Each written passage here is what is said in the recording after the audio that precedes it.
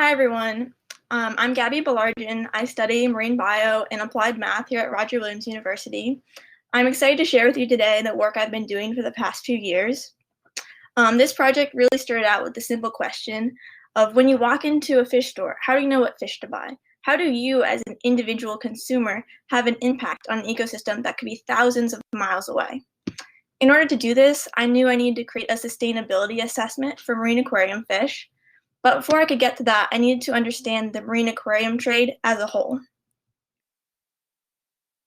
So for those of you who aren't familiar, the marine aquarium trade is a complex network of fisheries that harvest marine aquarium fish, then exports them to markets. The US is the main consumer of these fish.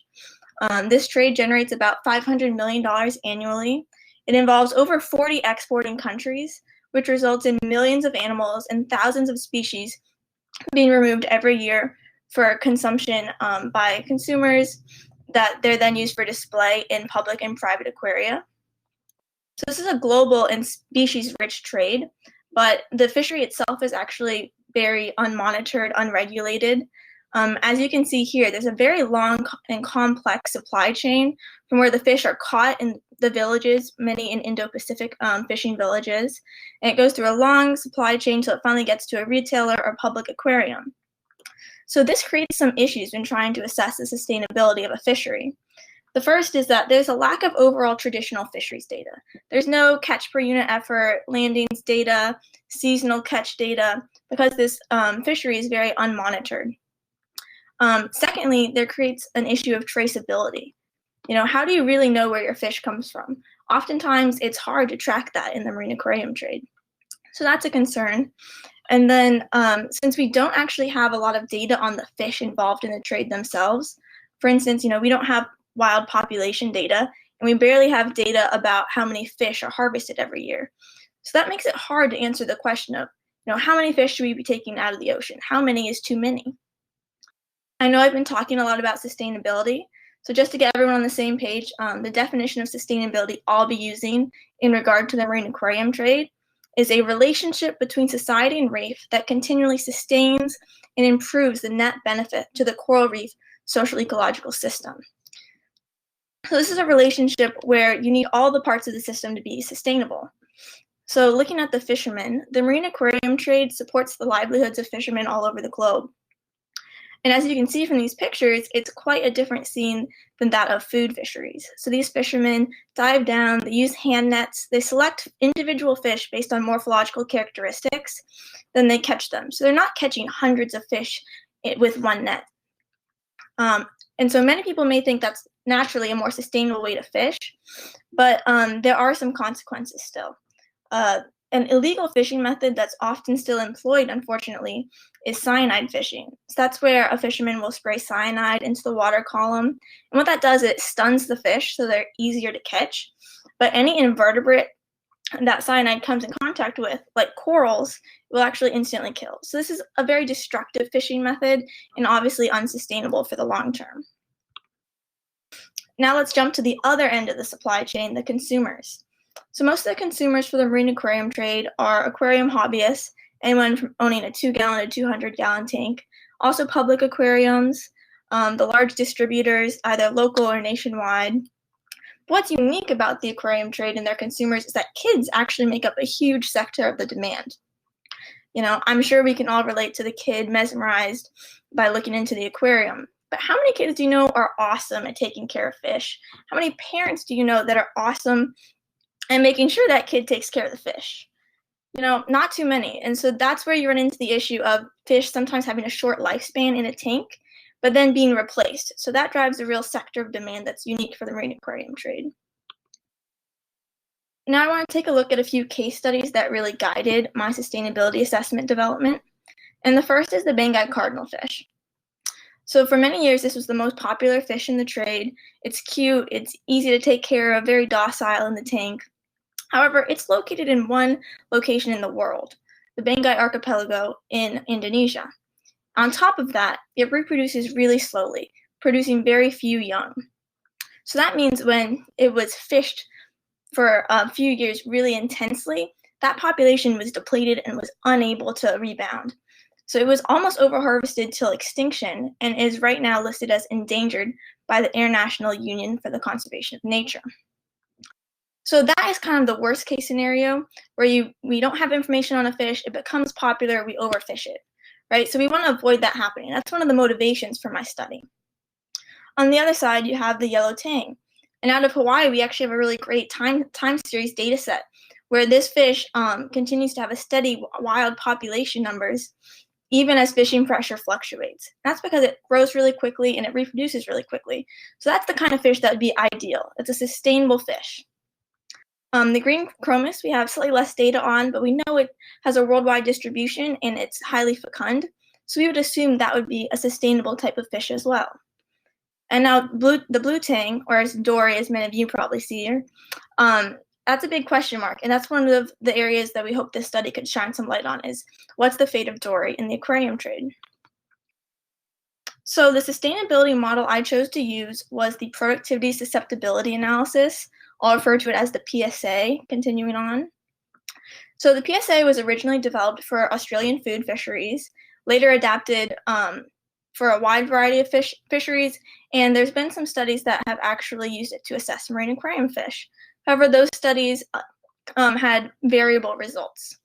So what the PSA does is it estimates the vulnerability of a fish species to overharvesting. So basically, it'll give you a number that will tell you, how likely is it that this fish isn't going to do well under fishing pressure. And it does this through measuring two different things: productivity, which is a rough estimate of reproductive capacity, and susceptibility, a measure of fishing pressure. So as you see on the graph to the right there, we have productivity factors and we have susceptibility factors. So how this works is that each factor has a raw data point. Then that data point gets binned into a score of 1, 2, or 3, and then all of the productivity factor scores get averaged to create one productivity score, which we plug in here, and same for susceptibility.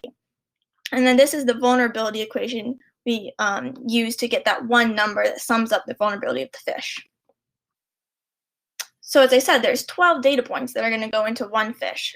So I used quite a variety of resources to source all of that data. As much as I could, I tried to use primary literature, peer-reviewed journals, and I could for most of the life history traits. I had to resort to gray literature when there wasn't very much data available on some fish species. I also used gray literature to assess aquarium suitability.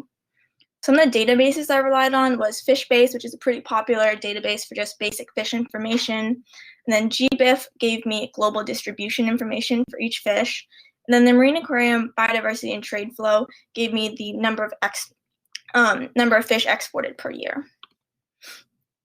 So before I get into the results, I want to just go over the objectives of the study as a whole. Obviously, the preliminary goal was to tailor a sustainability assessment to marine aquarium fisheries. So I chose the PSA. The PSA was made for food fisheries, so just putting marine aquarium fish in a food fishery assessment wasn't going to be enough. I had to customize the PSA factors themselves to be tailored to the characteristics of marine aquarium fish and the fishery. Then I altered the weighting scheme to be more in alignment with the characteristics of the fish, and I also changed the data bidding system to be appropriate. Secondly, as I was working with the PSA, I noticed some mathematical inconsistencies across studies and some areas where there was a high degree of error. So I did some improvements to the overall mathematical framework, the first being the calculation of susceptibility. So as I said, susceptibility is an average, it's a mean. Traditionally, it's been an arithmetic mean, but I chose to use a mean of logarithms instead, because that means if you have one data point across your susceptibility factors that is, let's say, high susceptibility, and all the rest are low, a traditional arithmetic mean would then say that it would skew it towards that high range. However, the mean of logarithms, it creates a more balanced view and avoids the skewing issue. And then lastly, I created a different system of sustainability classification. So here on the left side here is the PSA graph. This was actually the first development of the PSA. So how you read it is a little different from other graphs. So this area right here means that it's low vulnerability, which would be highly sustainable. Then as you go across the sustainability continuum, up here, it means that this fish is very unsustainable. It has low productivity and really high susceptibility to the fishery. On the right here is the first study that applied the PSA to marine aquarium fish.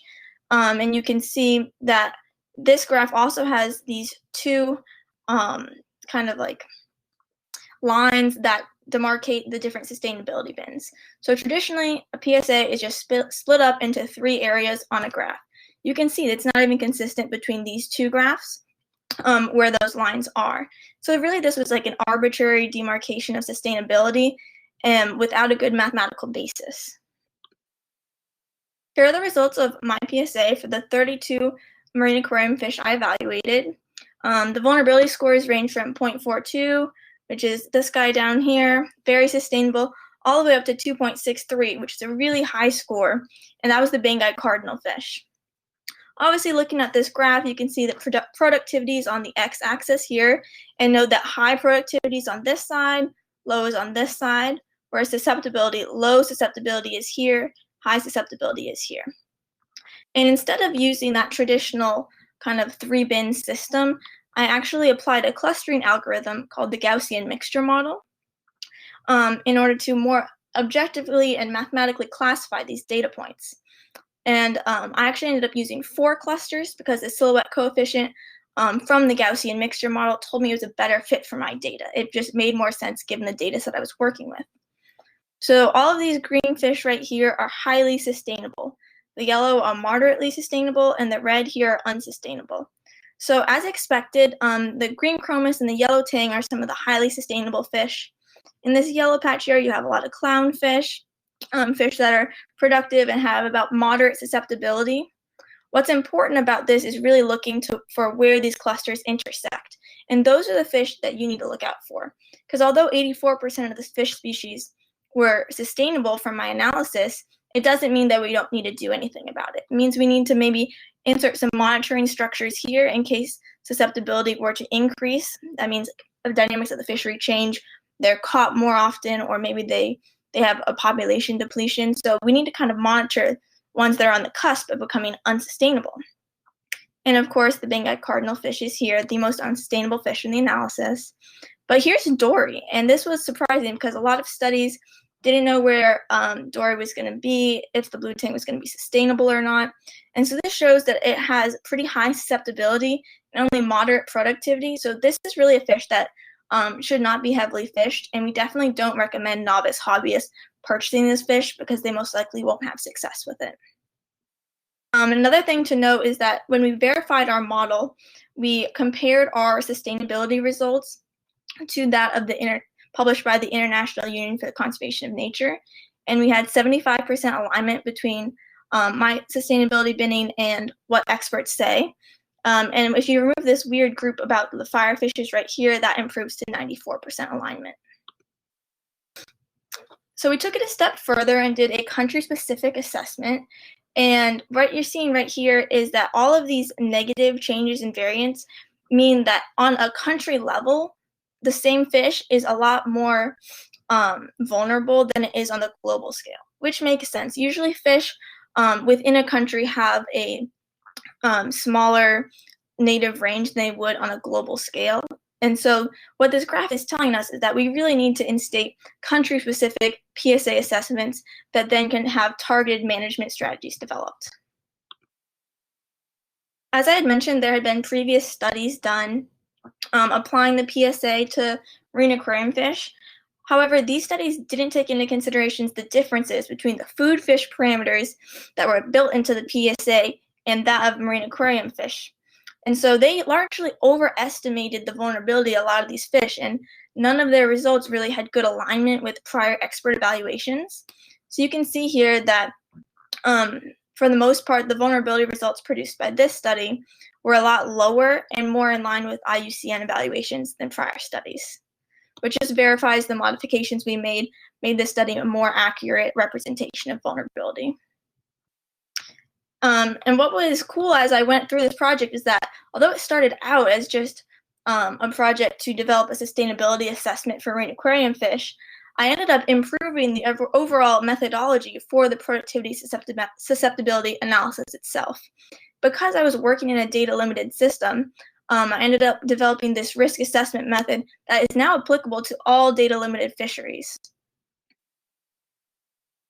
Looking towards the future, I would like to expand this analysis to evaluate more than 32 fish species, so that a sustainability guide similar to that of Seafood Watch for food fish could be developed, so that walking into a fish store, you could simply take out your little pamphlet or maybe go onto your phone, type in the fish you're interested in, and see if it's sustainable or not. And if it happens not to be sustainable, I would like there to be a way to suggest a fish that is similar in care level or appearance, but is sustainable. That way you use demand to keep the fishermen employed, keep the marine aquarium trade alive, but in a more sustainable way. Recently, I submitted the manuscript on this research to the Marine Ecology Progress Series, which is a peer-reviewed journal. We were recently aware that it was accepted with revisions, so I'm working on those revisions now, and I'm going to be resubmitting that, and it'll be published soon, which is very exciting. And kind of the comments from the reviewers really reiterated that the methodology used to modify the PSA for marine aquarium fish is actually a methodology that needs to be incorporated for all future PSAs, the improvements to the mathematical framework. And Monterey Bay Aquarium Seafood Watch actually uses a PSA in their assessment process for the fish. So I would like to suggest to them that they incorporate some of the mathematic improvements that I have in my model. I would like to thank Roger Williams University faculty for supporting me for the past 4 years, especially my research mentor, Dr. Andy Ryan, and my thesis committee. And with that, I want to thank you for your time today and take any questions you might have.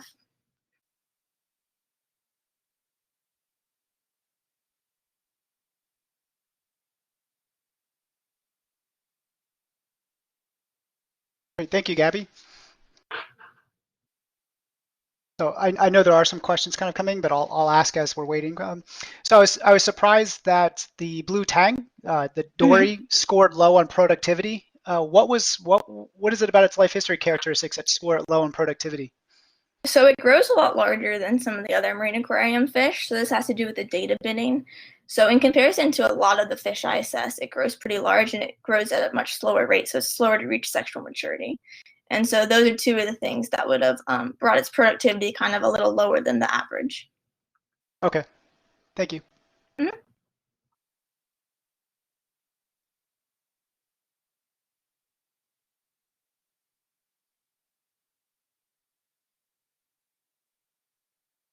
Okay, so this was for wild-caught marine aquarium fish only. I didn't take into account that there are aquacultured species. This is a question I get a lot when I talk about this research, but this assessment specifically is just for wild-caught fish, so that for the wild fishery, we could develop management plans based on their productivity and susceptibility scores. Obviously, there's a lot of aquacultured Banggai cardinal fish, and I mean, people should definitely go out and buy those aquacultured Banggai cardinal fish, and that goes for any other species that's moderately sustainable to unsustainable. Is that, you know, it would be the suggestion to go the aquaculture route versus the wild fishery. I hope that answers your question.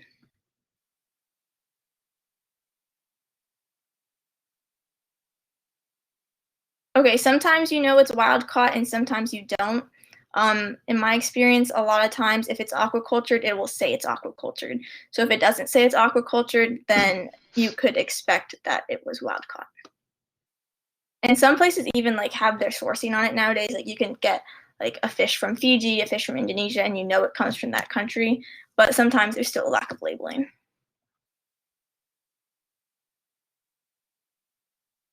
I'll also note, we've talked about this before, but the journal that you're about ready to publish in is probably my favorite journal. I love MEPS, Marine Ecology Progress Series. And I'll also note that you are being modest about your reviews. Those were about as kind or of gentle reviews as you could ever receive.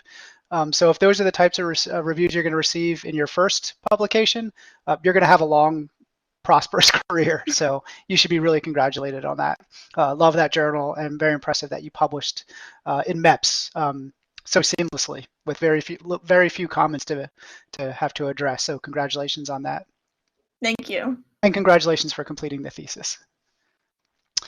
The other thing I just, again, wanted to mention is, very difficult times right now. I just ask that you all be good to yourselves, be good to your loved ones, and really take care of one another.